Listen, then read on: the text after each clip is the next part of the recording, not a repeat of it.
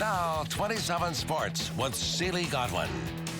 When you're hot, and the Brewers are definitely heating up. With a win today, the Brewers could move to above 500 for the first time since September 28th of 2014. Lance, sometimes I had to double look at the scoreboard because I really could not believe what I was seeing. At one point, the Bucks were up by 32 points on the Raptors. The Badgers' annual spring game being held on a Friday for the first time in program history, but it's important to note that the actual event won't be anywhere close to a real live football game. Normally, fans get 2 full hours to tailgate, but this year, they get an additional hour. So that means 1 more hour to drink, tailgate, and play some bags. This Milwaukee team is still considered young, but they still have some of those trademark players like Ryan Braun. But hopefully these fans know exactly who they're cheering for. In today's game, the biggest thing that stood out to me was the performance of the relievers after starting pitcher Junior Guerra left the game with a right calf injury. Now, as the series swings back in favor of Milwaukee, will we see another blowout in Game 4, or will the Raptors even up the score once again? The series finale between number 17 Michigan and Wisconsin also marks senior day for 4 ladies on the team. And Badger fans made sure to show their appreciation. Just check out the stands at Goodman Diamond today. Not a single seat left open. It was even tough for me to get in there to shoot some highlights. We saw some positives and we saw some negatives, but we still don't know which running back will become Wisconsin's leading man. There was no way the Toronto Raptors were going to let that brutal beatdown in Game 3 go unanswered. And their response was very clear in Game 4. You know, it may not have been the result they wanted, a 7-5 loss to the visiting Rockies, but for the more than 43,000 fans that made their way to Miller Park for opening day, they still had a good time, even if some of them had to tell a little white lie to get here. What excuse did you give your boss to make it to opening day? Well, I was coming back from Green Bay. I was working all weekend on an addition, and my transmission went out on my truck.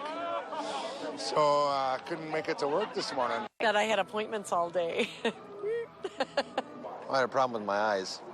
I just couldn't see myself coming into work today. What lie did you give your professor to make it to opening day? I told her I had a doctor's appointment, so I couldn't make it in because it was right in the middle of class. My mom called and said I was sick. I told my professor that I had to go visit a grandparent in the hospital, but I'd rather be here tailgating, so. Poor grandma. But grandma's doing fine.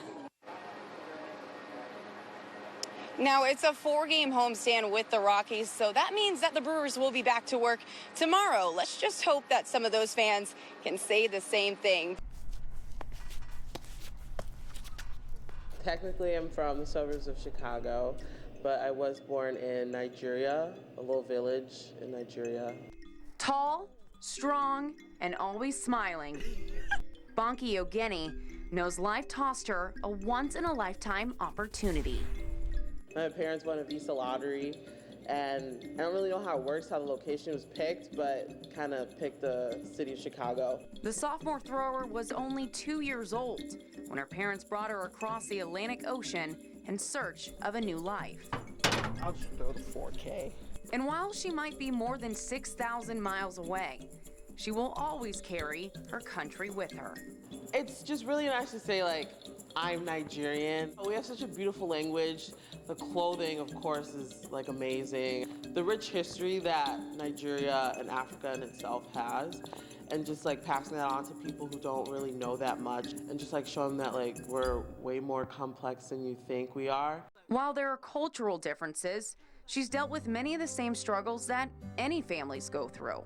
Her parents divorced after arriving in America, and her mom became the sole supporter of her and her 2 little brothers.